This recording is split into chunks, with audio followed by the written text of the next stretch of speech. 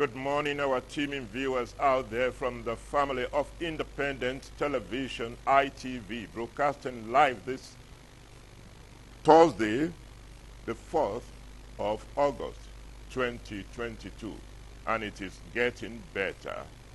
I am standing here this morning with my colleague,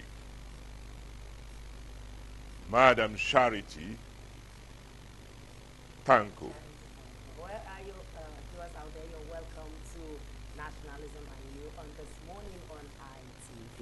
We were going to be talking to you on trending issues of matters of national interest. As we progress on this, as usual and customary on this program, because it is all about nation building, and we calling on all to be a meaningful participant. So we taking our article of faith. Arise, O compatriots, Nigeria call obey, to serve our fatherland with love and strength and faith.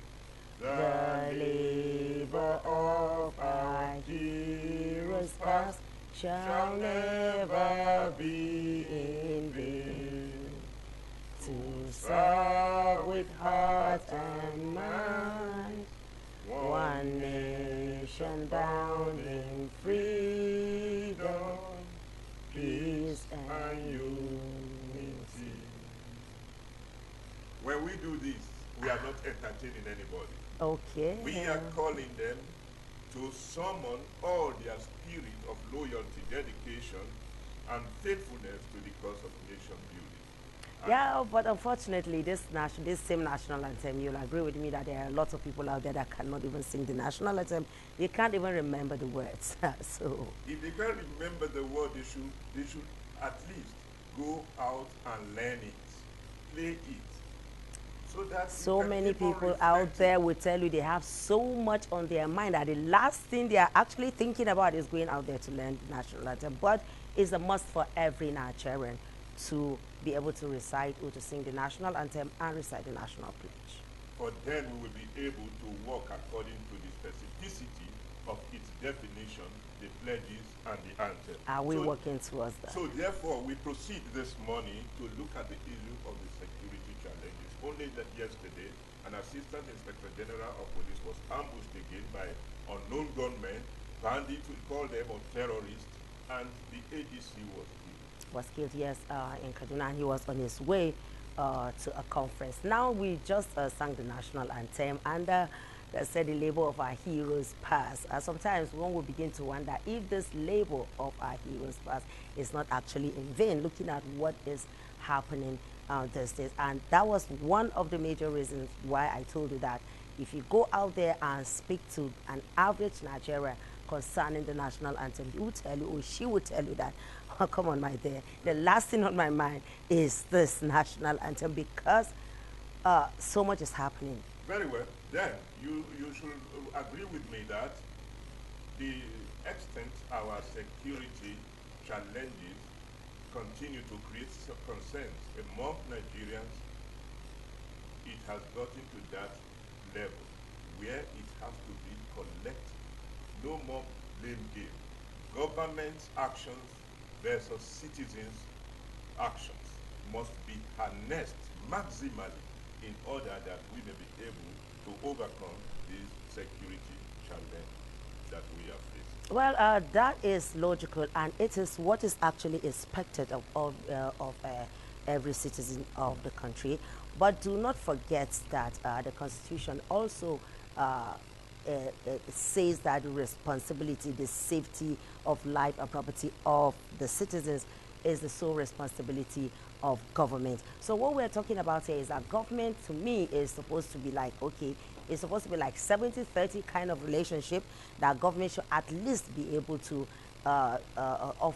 provide like 70% security. And remember, it is only when somebody is secure that the person will even think of beginning to give out information. People are finding it difficult to even reach out to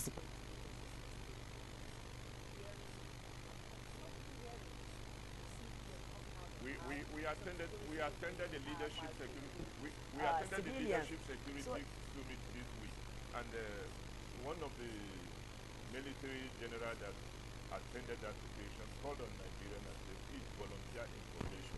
It is Nigerians do so volunteer information, but most times the truth of the matter is that some it does not end well. someone asked from the crowd and said, if I we don't. volunteer information, how safe are we? Exactly, that is it. It does not end well. Well, we will And not, you see, when we keep seeing videos of security agencies maltreating civilians for just low cost simply because they are wearing a uniform, how do you expect a civilian to wake up and say, okay, let me put a call through that something terrible is happening or is about to happen? well, we can do better. Let us. I think government too collectively should do better, much more better. So let that confidence be in Nigerians that we can trust our security agencies, we can trust our government. That way we move forward. Another issue we have to look at this morning is the issue of the ASU. ASU have just declared another 4 weeks running. And the people, Nigerians, are saying that Nigeria witnessing on their televisions and newspaper the children of government officials graduating from schools and universities from above, is that not insult on the sensibilities of Nigerians? Why the parents of those who are not privileged to be in power are watching their children at home? And some of them even goes wayward as a result of shutting down this university and take to criminalities and crimes and criminalities. And you know, just yesterday, there was this report, like 1.4 billion naira was approved by the Federal Executive Council meeting yesterday for the purchase of cars for Niger Republic. And the reason being that is to aid their security, to help them in fighting insecurity. And in turn, that it is good for this country. Since that news broke out, since yesterday, there have been series of reactions from different quarters from Nigerians. I was coming to work today and I was listening to the radio and somebody called in and said, okay, we have such amount of money to dole out to another country for the purchase of vehicles. Meanwhile, our students have been home. Well, In fact, the ASU strike, I beg your pardon, I saw on, people are beginning to make jest of it. I saw on social media yesterday, somebody wrote that you have successfully subscribed to your monthly ASU strike.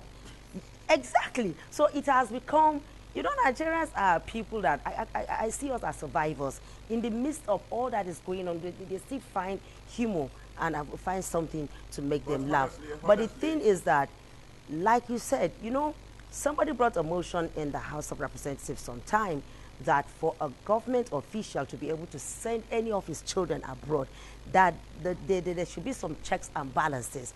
That money should be either from his salary or he has a business, that if that is done, it will strengthen the education sector in Nigeria. But unfortunately, it was killed on the floor. But like you said, somebody said, and like I said, if all of their kids had been in this country, just maybe, we would not be witnessing this maybe the National Assembly should industrial pass a law action. that every government official, none of them should allow their children to go abroad to school, so that we can concentrate and build our schools. The Because sad it thing is is, the product of the school that will build the nation. exactly, the sad thing is that the National Assembly is not even ready. Like I told you, a bill was brought and the bill was killed twice. It was brought in the 8th Assembly, and the 9th Assembly, it was killed by the same lawmakers. In fact, some of them say if they allow this bill to pass into law, that it will be infringing on their fundamental rights. Very well. Now let us take a look at our economy.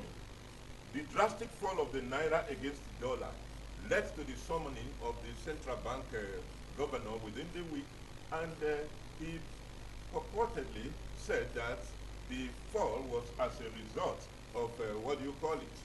The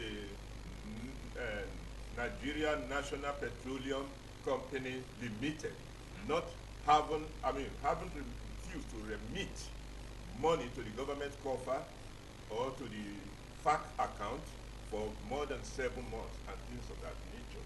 Taking a look at all of this, you know, if you have two dogs and you have two bulls or one bull, there will be so much fight. But if you have two dogs and you have Two five bones. bulls, 5 bones. There will be plenty there to will choose be, from. so nobody will fight, and that kind of a thing. Economic prosperity of the nation is necessary for us to have a political stability and peace that is a prerequisite for sustainable development. And for nations to gain economic prosperity, there are infrastructures that are critical to the crystallization and sustainability of the economic capacity of economy to prosper vigorously and uninhibited. Are we a nation solving problems like the issue of ASU? The refineries are not working. They are not working. The power are still epileptic. Exactly. After over 22 years of a representative governance called democracy, are we a nation that is solving problems, or we are just rotating in one cycle? Like Jalkuta refused to work, and all of this. And all our industries have been packed. We are deindustrializing because up. we have no power. We do not have any industry, because I remember growing up as a kid, we used to have the textile industries in Kaduna. Those textiles, they were like a means of livelihood for a lot of people, and all of a sudden these textiles just packed up. And yes, the thing is, I don't get it. CBN and NNPC, there's always this back and forth between these two. And people may want to ask, why is the non-remittance of NNPC responsible for the fall of Naira? Because, okay, if you say for 7 months, Naira has been rising and falling for like God knows when. It is most unfortunate. Some certain things we continue to beat, no matter how a government claims to have performed. Some certain things will continue to be a landmark, or what we call a symbolism of our collective failure, such as power, such as our inability to fix the refineries. Now the crude oil. No, we've been promised that the refineries, at least the one in Port Harcourt, will be up and running by first quarter of next year. We have keep on getting these promises, but they are not running. This is 22 years of our democracy. Let's keep hope alive. That definitely is going to happen. Alive, but we are telling them that these things will continue to be a symbolism of our collective failure until we fix the refineries, fix the roads, fix the hospitals, fix the ASU issues. And can you imagine us negotiating with ASU from 2009 till date? And funny enough, Nigerians don't really need much. Sometimes people wonder, why is it that it is difficult for the basic things that Nigeria needs to be provided? Well, good network. That is why I think we will be drawing it down this morning. Exactly. And we are calling on all, let all hands be on deck to build that Nigerian nation that suits our collective aspiration, dreams, and goals of our founding fathers. It's now time for TMI Social.